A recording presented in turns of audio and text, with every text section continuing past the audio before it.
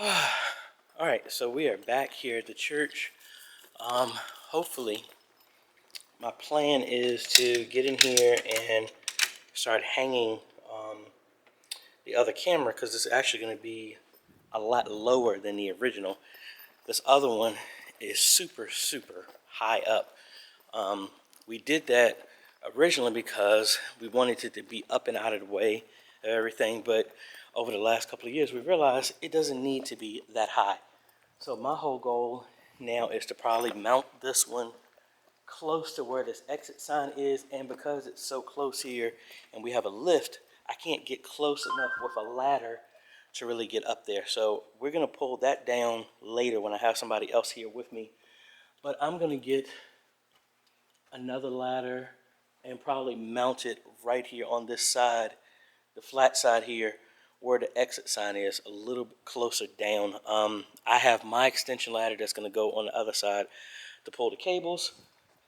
So we should be able to reach that, and maybe I'll explain the whole process of the cabling that needs to be done, because in my previous video, we did a breakdown of the SMTAV. I talked about the camera's already been set up, and we pulled cables a while ago when we first mounted this. So in the ceiling, we have a 3.5 millimeter stereo cable, which we converted for the light control. We have two Cat 5e cables.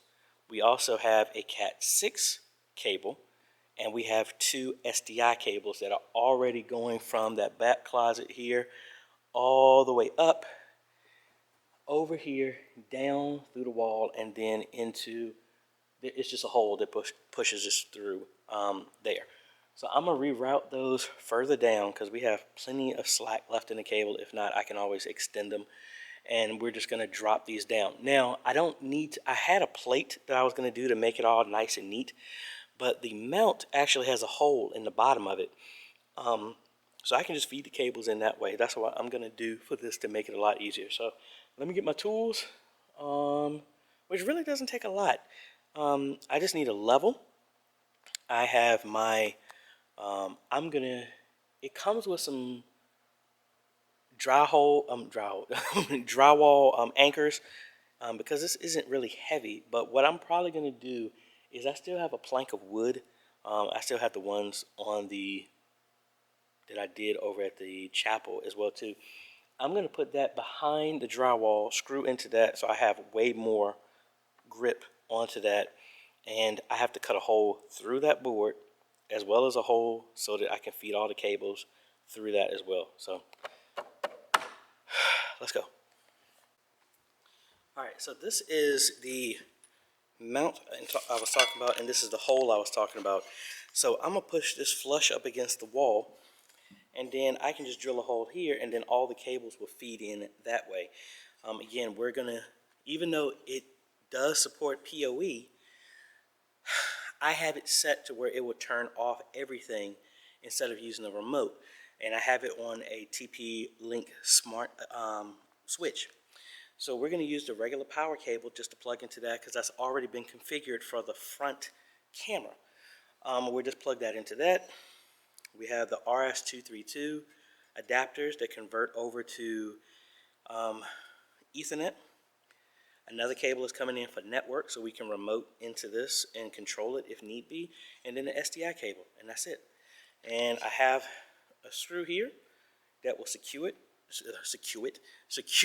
the camera to the pop, and that's it. Now, it also has these anchors, and to be quite honest, these may be able to secure the whole thing. What I'm going to do is make holes for that to fit these right now. And if it doesn't work, what I would just do is widen the holes of this and then put toggle bolts that will go all the way through and latch it onto the drywall. And if that doesn't work, we just take these toggle bolts off, put the plank of wood behind it, and then go all the way through. So that's what we're going to do. All right, so first thing we're going to do, find a placement of where this is going to go. I am going to also get a stud finder. We have metal studs here. I just need to find a gap.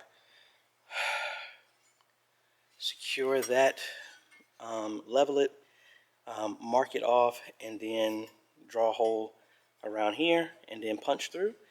And then I'm probably going to punch all the way through the wall, but I have to be careful because there is an electrical box on the other side of this. So I have to be very careful where I'm drilling with. All right, so we got everything marked off right now. I am getting ready to drill some holes here because these are the anchors that came with these mounts. So technically these should be enough because they're rated to go through drywall. If these don't work, like I said, I will widen these and try some toggle bolts. But let me take you up here so you can see what we did so far.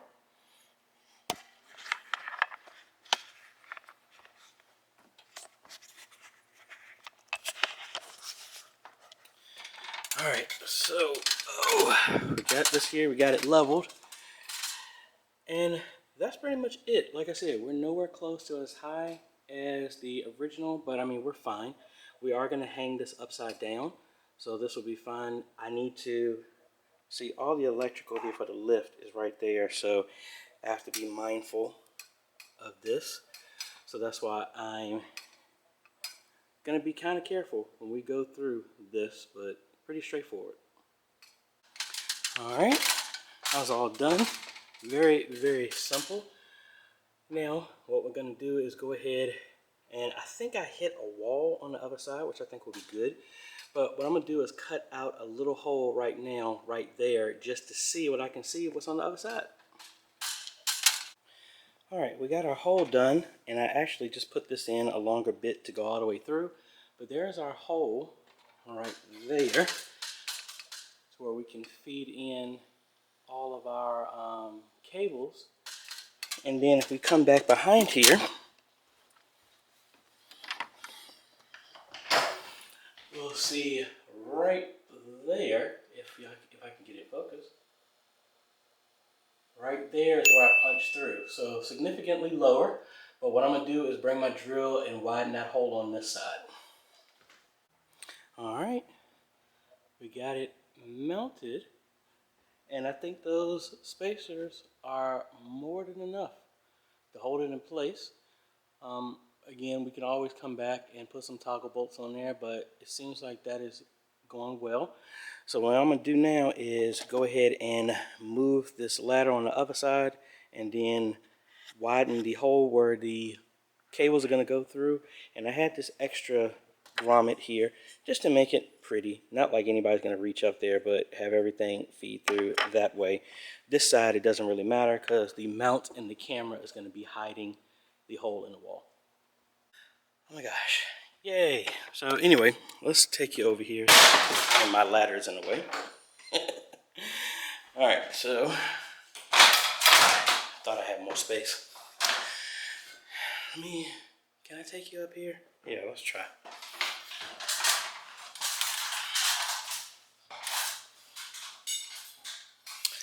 All right, so originally, these are the cables that we have ran.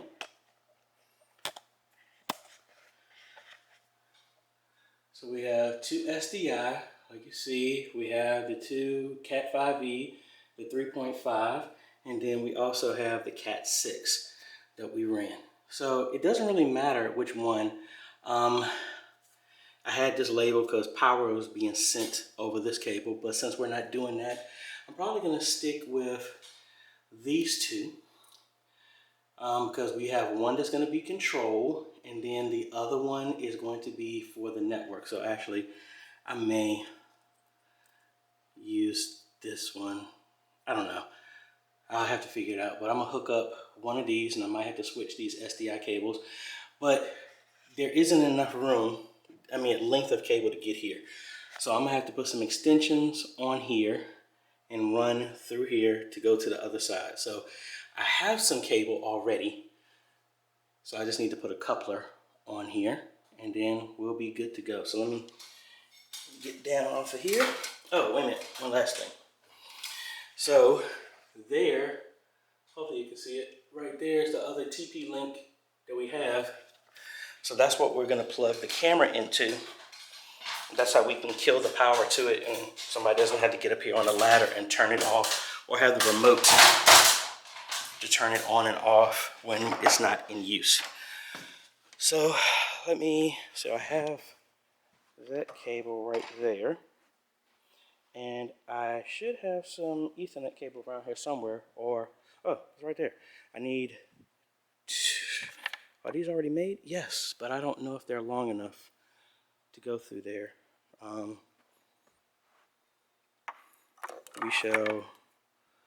don't think these are long enough, but let's fish them through and just make sure it'll work.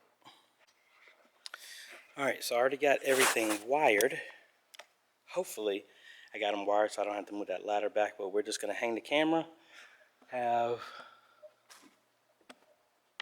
more than enough cable coming through, but I'm gonna have to reach through because I didn't push the power cable all the way through, but that should be simple. So let me put this down, go up here, and I need to get the right tool to secure the camera, and we should be done.